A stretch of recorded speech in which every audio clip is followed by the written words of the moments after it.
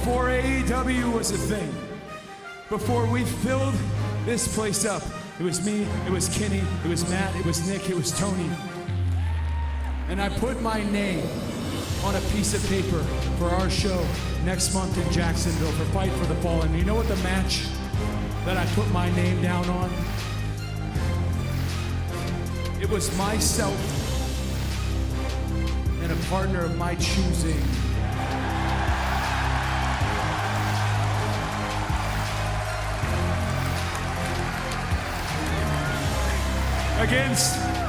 Against what I think is the best tag team in the world, the Young Bucks.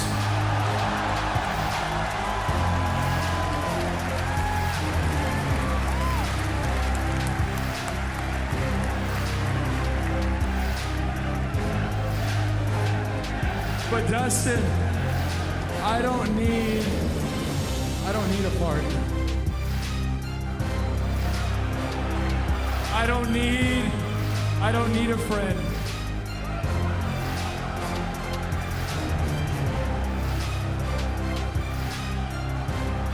I need my older brother.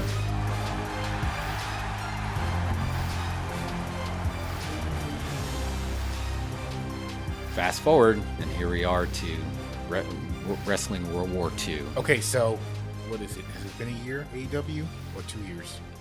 So let's see, it was October. We're about to have Double or Nothing again. again. It was like a year and a half. Because we're about to have Double or Nothing again, which was Yeah. the first show. Right. The first legit show. So this would be the third one, I think. Yeah, I think it was a year. If we're just counting them just like when they got a TV deal. Yeah. And I think that would be, but I guess you can't do that because then this is very similar because it's funny. I tell my son all the time, a war is never really won. It just morphs into another war because it's just ironic that Cody was just so burnt out on the bad creative of WWE that he decided to just bet on himself and just leave and just like, but there's ties to that, right? Because obviously Cody's dad, Dusty Rhodes, was a major part of the first wrestling war before it was the Monday Night Wars when we were talking about the, Black Saturday. That was Dusty Rhodes stuff, right? Yeah. Like he was running that stuff in Atlanta. He was known for that. He was He was the booker too, aside from being on the show. Exactly. So he was, and I think he was instrumental in that first Clash of the Champions that competed with WrestleMania 4. So now you have his son that basically is like, I'm going to bet on myself. And then he starts, working a lot of independents, and then he gets with the Bucks, and then they just like all of a sudden like steamrolling through. And next thing you know, you basically have a Rhodes family member that gets wrestling back on TNT.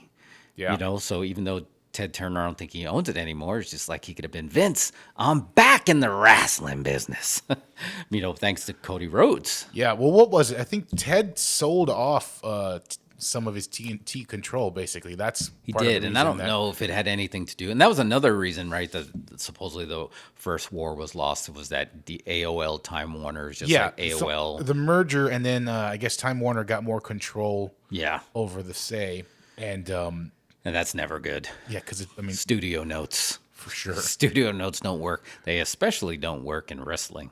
Yeah. Studio notes just don't work. And unfortunately, I think that's what WWE is dealing with right now. Except the studio is the Hollywood writers they hire, or just like Vince just being such an intimidating force to come up to that like who's going to challenge him? Yeah. I think that's probably some of it, but I do agree with your hypothesis that Vince is trolling the audience. Oh, yeah. Because he can. Yeah. I think he loves the wrestling business and hates the fans. Yeah. I think he just, like, he has like it seems like he just hates them. I can't put it, and like he may deny this, but it just feels like he just has a disdain for like, I know better than you know. Because, dude, he's a billionaire who's won a lot of battles. Yeah. So it's kind of hard to like listen to the small guys just like, hey, we're kind of not really into this Roman Reigns as you present him. It's like, right. Really? Because I defeated all my competition. I basically wiped out regional wrestling, and then There's the one that became global, and I wiped them out too. And then I beat the U.S. government. It's like, and you're going to tell me that you're not into? I think you're into Roman Reigns. Beat the U.S. government. I made $1 billion last week. Yeah, on just, one deal. So like, how do you listen? Yeah, who's gonna? Well, there's that, and I think that I don't know. He lives in that wrestling psychology. Oh yeah, since he's what is he, third generation wrestling promoter? Yeah, he's third. So yeah. much so that I feel that he knows right now he's the heel. Oh And yeah, he's getting heat from the audience, and that's working because we're still watching. he's getting real heat too. Yeah. It's not like worked heat. Yeah. You know, he's getting. That's why, you know, when he became Mr. McMahon, that was real heat, right? Because that was basically the blurred the Montreal screw job. Right, He just became the heel. Just leaned into that. Yeah, he leaned into it and made a lot of, and that was another reason why I guess WWE went strong and won the war. But like, to just think fast forward to just like now Cody's like, I'm not going to listen to you anymore. I'm going to bet on myself. And then all of a sudden now there's a show on there because of a Rhodes family member to compete. And they handled it right. Like Impact TNA, you know, when Eric Bischoff and Hulk Hogan went there and just like, we're going to recreate the Monday Night Wars and we're going to compete. And then they couldn't. So what do you think AEW did different that they launched so strongly and firmly planted their position against as competition for WWE? There was no question right off the bat. You knew that this was special. Right. And that's exactly what they did right. They said, no, we're not competing. We're just different. We're going to be an alternative. We're not going to be another version of it. And I think that's why it worked. Because, and if you look at it, they made everything look and feel different. You know, even when they brought guys over like Chris Jericho, it's still that was a different. I mean, we just came off, you know, Chris Jericho's doing some of his best work in his career with the List of Jericho, with, you know, Kevin Owens. But then he came in here with Le Champion. And he still, even he felt different. And we've been watching him. He's been an integral part of those wrestling wars. You know, he became a success during those wrestling wars. He came from Mexico and Japan. Then he was in ECW, and then he got scooped up by WCW. He was a big part of it, and I think he realized that it's just like we can't compete with these guys. Let's just make it different, and that's what was missing, and that's what made them able to compete, because they weren't trying to compete; they were just trying to be the best version, alternative version of wrestling that they could be. Yeah, and they leaned into that. Yeah, I think, and I feel like all fans were feeling it. WWE their creative has been slipping for a little while. They have moments of brilliance, but there hasn't been a big. I don't know. Someone hasn't had a big run. I think the last really big run that got me interested was when Becky Lynch was over. Oh yeah, and she broke her nose and all that, and it was like she was the top female over there. And you just said it. She really broke her nose. Yeah, it wasn't worked. Yeah. So what that and probably you would say Daniel Bryan's push, you know, of what got people interested. Oh yeah, I think Daniel Bryan. Before that, probably the biggest. Had a lot of my interest, and I couldn't wait to see what was going on when CM Punk did the pipe bomb, and he was having his run. Oh wow! And you just said it again, and they just gave him an open mic to say whatever you want. Everything he said was real. Yeah, that's the common thread here. It felt real because it was real. When the lines are blurred, yeah, and you believe it for a while, and you want to, and just like, look, everyone knew Daniel was getting held back. And then they just leaned into that and just like, okay, now we're going to really hold you back. Yeah. And the yes chant got over so huge, and you didn't see that coming. No. He just started doing that yes coming out. Oh yeah. And it's like, okay, but eventually it dug into your brain. It really did. And it was everywhere. And when other sporting events are getting in on it, you're over. And they were doing it at college basketball games, professional hockey games, like everybody was doing like the yes chant. Oh man, it was just like so over. And that's what made it just like, wow, this is really mainstream. And Daniel's still doing all his stuff, work on the stick is still very real because he's really passionate.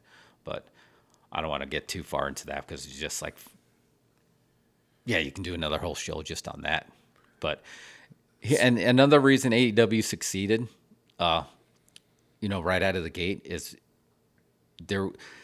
they weren't competing like an actual remember, NXT was not on the USA Network. It was an app only exclusive show. Yeah. So actually, WWE is the one that took the shot and said, we're going to compete with you on TV on Wednesdays on USA. Because I was like, is it really a competition if it's like, AEW's on, traditional TV and then NXT's on the app? Because basically at that point you're on demand. No, I don't think so.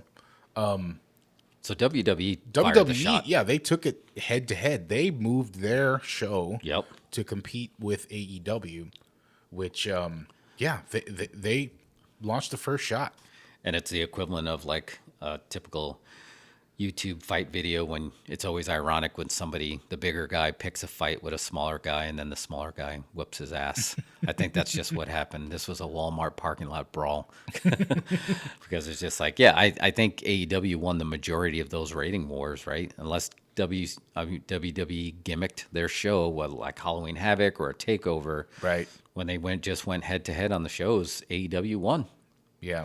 And but pre-pandemic, they had that, like, we've been to the shows, they had that live energy that just was like infectious, like where if you go to like a Raw taping, there's no infectious energy. It's very homogenized, polished. Oh, there's all those trained dead spots where they're just running ads or they're doing you're watching the I don't know. It doesn't feel like a house show. It doesn't feel like you're watching a wrestling show. No. Raw, it feels like you're watching a 3-hour taping where you're exhausted. Yeah. What's funny is Arn Anderson just did an interview somewhere online I was reading, and he was talking about the WrestleMania that we went to in Dallas, and they were trying to basically dissect why the audience started leaving in droves during the main event, which is unheard. Can you imagine being the main event at WrestleMania and you're worried about your parking or try to get to the car as fast as you can? And I remember standing in the aisle, and I'm like, I think we should probably start heading to the car because everybody's leaving and we're going to get stuck in traffic to the point where it's just like, but it's just Triple H and Roman. But like the old part of me was just like, we should stop because something's probably going to happen because this is the main event at WrestleMania. Mm-hmm. And nothing happened. And it's just like, oh man, we just got stuck in the car for a while because I was, everybody else is like, nah, nothing's going to happen. And I was like, that was a very pivotal moment. I was just like, oh no, this is not the wrestling that we're used to. It's the main event at WrestleMania and nothing's going to happen. It's exhausting. It's a lot to take in. And then, it's pretty packed in there and you're way the hell up in the cheap seats. Yeah. You can't see much. Yeah. It's just like, I'll go home and just watch it on the app. Yeah. But yeah, there was a lot of that led to WWE being very vulnerable to this loss because make no mistake about it, this was a clear loss because, at the time of this taping, the go home show for WrestleMania, the go home Raw show was like 1.3 million and AEW on a different night was close to 1 million. So to me, it's just like, that's as close as you can get to like one of the hottest WrestleManias, usually the Raw before and the Raw after. One is the hottest rated Raw show. And AEW was very close into striking distance without really trying. They could have, if they could have packed that a little bit more, and if they were on a Monday night, I think they would have been able to beat Raw. Yeah. Clearly they beat NXT, but they would have beat Raw. And it's just like, wow. To the point where it's just like, war's over, and they're just like they're sending it to Tuesday nights. So what do you think is going to happen now? You think AEW's ratings going up? You think NXT their numbers go up Tuesday? No. I think their numbers are going to stay pretty much the same. I don't think you're going to see that much of a difference because... Do we have a divided audience of loyalists? Yeah, there's definitely some, NXT was the best thing that came out of WWE in years, and I think they started messing with the formula too much. Yeah, remember the NXT show we went to? Oh, yeah. That was at its peak. That was at it, and that was infectious. That had everyone. That show was so great. It had, Bayley, Sasha. Oh, yeah. Everybody who came out of that, everyone who came out of that NXT class. Oh, man, it was magical, yeah. And they couldn't keep that. They couldn't keep that energy, and And I don't know what it was a small venue too. It was very It small. was great. Yeah, the same venue we saw Lucha Underground. Yeah. In the same venue, and they had that same just awesome. Here's the same again. I'm going to keep going back to it. It felt real, didn't it? Like when you were in there, it felt like a gritty fight. And that was before they started touring. This was early in NXT. Yeah, we were shocked that they were actually going to tour. Like, Yeah. wow, they're actually going to be here. Yeah. But it worked, and but that's not the NXT that this is anymore. I feel like they tweaked the formula a little bit too much. Everybody feels the same. Again, it's just like you don't have anyone like, man, all the people we all just named were taking chances, and they were being encouraged by the people in the back to take the chances and change your character. Try this. I mean, I personally think it's just because there's more pro wrestlers that are agents and less writers that are agents. And then you don't have the Vince McMahon oversight, so you can do things that feel a little bit different, where now it's just like once NXT became the third brand and not the feeder brand, it started to feel too much like the other shows that are already too overly produced. So my concern is I don't think they're going to change all that much, even being on a different night. Yeah. I don't think AEW is going to change anything that they're doing. I don't think they should. I think, I mean, obviously they have things that don't work sometimes as well, but Yeah. to me, what they're doing is what NWA used to do, which was your dad's wrestling, Yeah. you know, but they're doing it from a different perspective. It's almost a millennial take on your dad's wrestling. Oh man, you should call them up and that should be your line. Cause it used to be, that was the powerful marketing line. Like, this isn't your father's wrestling. And just like the powerful marketing line would be, this is your dad's wrestling. This is your dad's wrestling with our spin on it. Yeah. And that's what they're doing. And it's funny, like they do really dumb things sometimes. I think, I forgot what was going on, but they were doing some sort of promo and someone was wearing a cereal box, I want to say. And they did a match dressed as a cereal box, just as an ad, a blatant ad. But I liked it. Oh, I was wow, like, yeah. this is okay. And their show they have things in there that aren't just 15-minute matches. They put I really dug it this week now that Jericho's, turning babyface again. Oh yeah. And just the old school flavor of all their guys pulling up in, fast cars and hopping out in leather jackets and walking to the ring. It just felt real. Right. That's what you just said it again. It's just like you need that feeling. You need that electricity that you can cut through. Because it's just like, John Moxley's he's going out there completely unscripted. And that's what makes it feel real when he's talking, because you don't really know what he's going to say. Yeah. All these guys are just like, they're not, the ones that are not working are the ones that are too overly scripted or overproduced. And I feel like if you just leave it be and let those, because if you go back and watch some of that 80s wrestling stuff, man, there's not a lot of production value that's in there, and people were just all in it. And it's just like, you had, like, if they missed a spot back then, you weren't going to start chanting, you fucked up. You weren't going to get that chant, at all. You were just like, oh man, it's just like, because look, in a real fight, sometimes you miss your punch, sometimes you mistime it, sometimes, but when it's so choreographed and you miss something, like, oh, you missed your cue or you missed your line, where it's just like back then it's just like, oh, you missed your punch because you were too into the fight. Yeah. Right. So just leave it. Don't produce so much. And I think that's why, man, they're lucky to have someone like Jericho in there, who just came up he was 1991, so he was like on the tail end of like the death of kayfabe, but he was in it enough that he did realize, and he had to make stuff work, not speaking the language, in Mexico or like going to Japan. Like, he basically had to just like feel the work, and that's what you're missing. He just feels it, and you see it, man. You see it in his face when it's just like, even though the wrestlers that are in the front row are singing his music, not because they're told to, because they want to. And he feels that. And then you can see it in his face. He's feeding off that audience. I was so impressed one time. I was listening to the Jericho podcast, and it was the one, they were recording it on the Jericho cruise. Oh man. So they had a live audience. And it was really interesting to listen to that one because he controlled the audience completely. Yeah.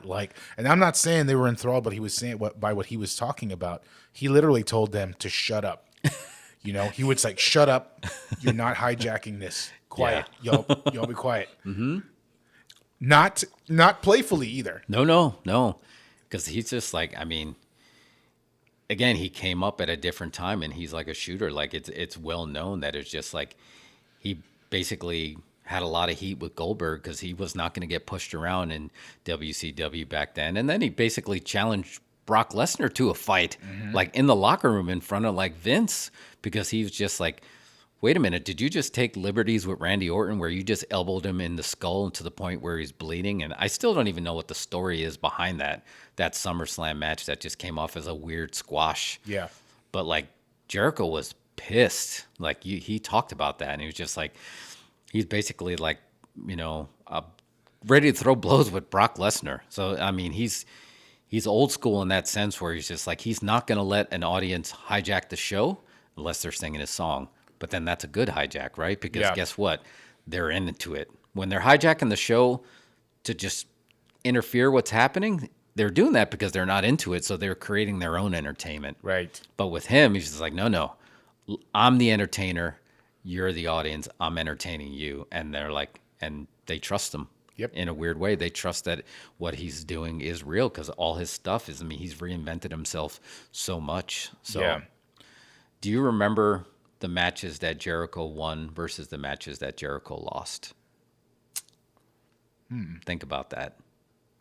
I do remember I remember the ones he lost. I mean, the first one that comes to mind is when he got dunked in the orange. Right. With Orange Cassidy. Yeah, that one was a little bit more, but like all the other ones, if you think about it, you didn't really remember. That means everything that he was doing meant something. Yeah. You know, it wasn't this like the 50-50 booking. It's like, I'm Jericho, I need to go over, or I'm going to, like, he gave everybody, to me, that I take that as like he knew when it was his time to shine versus when it was his time to give the rub. Yeah. Cody's like that too. Cody's like that, almost to a fault. I would argue that Cody's compensating too much because he's just like, I know I'm the EVP, so I'm not going to put myself over, because it's just like, you know, it was the whole joke that Dusty would just put himself over in all of his matches. But it's just like, Dusty was over, so Dusty should have been putting himself over, where I think like Cody may be compensating too much in the other direction, where it's just like, I think Cody should carry the big belt for a little while because he is a big star. He doesn't need it, but I think it would just like, it would elevate the belt, and then when he loses it to somebody, it will mean something. So I think he should do it, but he's going too far in the other direction. I'd argue. Maybe after the reality show, we'll see how that plays out. Oh man, yeah. It's just like, and now he's got it like another, like when they said there was going to be another show on TNT, I did not expect that to be what the show is. I mean, why not? It worked for WWE. Oh yeah, I mean, TNT's like, hey, we got an idea. Why not? It's just like, you know, Bella's just went in the Hall of Fame. You know, it's just like, how invested were you in the Bellas before Total Divas and after Total Divas? I mean, it made them stars. Yeah. Mainstream stars, right? And it got everybody else that was on the show It over made them too. a brand. Yeah. And it made them more likable. Yeah. It's like, if you saw how their real personality is, there's that word again, you know, because everyone is quick to drop the F word, as in fake, when it comes to wrestling, but everyone's really quick to not absorb real. And when you see who Brie and Nikki Bella are as real people, you like them more. You just realize that there's real personality. So let these guys show their real personality, and they get over or they won't get over, but at least it'll be authentic. It'll be real. They'll live and die by who they really are. The whole, just an amped up version of yourself. Rock got over because you saw how Rock really is. Roman's getting over right now because that's how Roman is, just like, hey, I'm the big dog. I'm the main guy in this locker room. And it's just like, wow, that feels it. It's just like Roman has to keep that belt for a while, in my opinion, just because it feels real. So like to see, you know, Cody, you know, real like this, I think it's just going to elevate his star. Yeah, like I so agree. much more. I agree. So that's why Miz has worked so long, because everybody knew that is the same Miz that you saw in Real World 10. He's just like, oh yeah, he's been doing that Miz character since before he was a wrestler. And it's just like, and that's why he's always worked with whether you like him or don't like him, Miz gets a reaction. Yeah. a real reaction, and that's because you see who he really is. There's no overproduced characters, because those are the ones that you just want to change the channel when they're just like too overly produced. Yeah. So I'm afraid NXT losing. Let's face it, AEW won this war. They won this war. I don't think they're going to change anything, and they're going to stay on their trajectory. I don't know if NXT is going to benefit from this night move. I think they're going to have to look at it, because the main Raw and SmackDown are struggling in ratings. So why, and you made NXT look the same, they're going to struggle too until they do something different. But like, how do you convince somebody you need to do something different when you're making a bunch of money from selling out to Peacock? Yeah. To like, hey, what you're doing is not working. I think you're sacrificing that long-term company. And make no mistake, I don't want WWE to go out of business. They basically are the legacy. They have the only, their Hall of Fame, and like, there's so much history there. It's just like, it would be awful if they don't want to succeed. If they didn't succeed, it would be awful. I think what's happening right now is that Vince sees what's coming, as a lot of the media companies are seeing it now, that things are the media world's going to get smaller, right? All these streaming, we're going to end up in a place where we're just going to have 4 or 5 streaming channels, right? Yeah, and everybody else licenses or creates content for those channels. So it's one or the other. It doesn't make sense to have your own app anymore unless you can compete with Netflix legitimately. But I agree. You have somebody like Peacock, you license your now he didn't sell it. He just licensed it out for 5 years. Right. Okay. 5 years he'll get another $1 billion from somebody else who wants to take his library of content and say, hey, there's the wrestling audience. Let's pull them over to our app by having wrestling on. Is that going to work? I wonder if this is going to work. Honestly, I'm not totally sold on if this is a good strategy, but from a financial standpoint, for him, it's a great strategy. Oh my God, yeah. So now it's got to get to streaming because broadcast is kind of going away. Yep. So what's next? Like, well, what's going to happen with these shows that are on TV? Maybe he's not even anticipating TV to work the same way. Future, who knows? Where could Raw end up? What if it ends up somewhere else? Oh my gosh, yeah. I think you're absolutely 100% right. I think his wheels started turning when he realized that, when UFC sold their rights to ESPN and made like $1 billion kind of thing. And then he's like, wait a minute, you can just license, yeah, just do that and partner up with a network. And here's the thing about both of these wars. Vince didn't lose either war on the financial side. And I will argue that almost every business and financial decision that Vince McMahon made has been a huge, huge success. He's like 90% success, and that's when people say he's a genius. Where I think he has more failures than successes is the creative. Like for every Stone Cold and Hulk Hogan, there's your goon and gobbledygooker. And it's just like, man, there would be a point to there's just like, we used to talk about this all the time. It's just like, hey, Vince, just let Paul Heyman run the creative and you take care of the business, because obviously they would say Heyman couldn't take care of the business because ECW struggled with the business, but they didn't struggle with the creative. So just you handle the business and you handle creative. And maybe that's what he needs to do with his company right now. But it's just like, obviously he's a business genius. I would say that, but I wouldn't call him a pro wrestling genius. I think he was a genius enough that he has the biggest toy box with all the best toys to do it in. But it's like, as far as like the creative, I would say most of the best creative came from people like Bruce Pritchard and Pat Patterson. Yeah. More than it came from him. Yeah. He just realized, oh, wow, that is going to work. I'm going to license it. I'm going to market it. I'm going to put it on TV. I'm going to stream it. I'm going to make a movie. I'm going to make a cartoon. I'm going to make a toy. It's just like he was that George Lucas. Like, I'll do all this other stuff. I think his weakest point is the creative. Yeah. And it's hurting the product right now.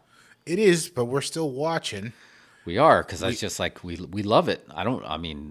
We had to, we almost had our disclaimer that we had to say we're sorry to bash it. And I'm only bashing it because I love professional wrestling, and I've loved it since I was, as my first memories are in the basement of my house watching, Ivan Putski, on Channel 6 in a snowy TV. And it's been part of my life, my entire life, to the point of getting in it and then going to see WrestleMania 2 live, and then fast forward and taking my son to see WrestleMania 32 live. It's like, it's been part of my life, my entire life. I don't want it to fail. I want it to succeed. And that's why I'm going to keep watching, because I'm stubborn and I don't want to give up hope that somebody's going to be like, wait a minute, I'm going to argue that it's too important to just let it fail because of some bad creative decisions that could be easily remedied. These aren't difficult decisions. These are easy decisions that you just got to let people just get out of people's way and let them be creative. Yeah. But, and this is the war is over for this leg of the war, but I hope there's more wrestling wars, because I was concerned when I was in the business. People are like, why are you doing that? That's going to go the way of roller derby anyway. And it's just like, and then it's just going to be a sideshow and it's not going to be around. But look, it's one of the most important, it's still mainstream. I was watching Good Morning Football on the NFL Network, and you can clearly tell that all 4 announcers are huge wrestling fans. And they were bringing up, the Macho Man, and they were bringing up the natural disasters, and they were just cutting promos. Like, wrestling has affected movies, films, the way things, like in live sports, there is so many, you see people throwing up the symbols, like in the 90s, the click sign and the diamond cutter sign. It's affected pop culture.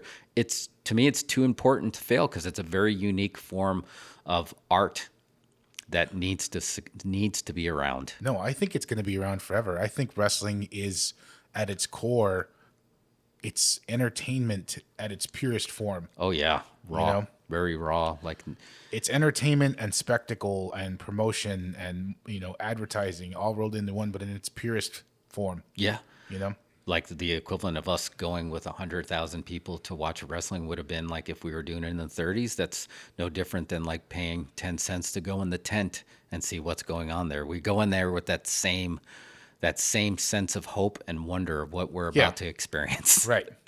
The gimmicks have changed, but that's the best part about all these wrestling wars, is just like the fans win.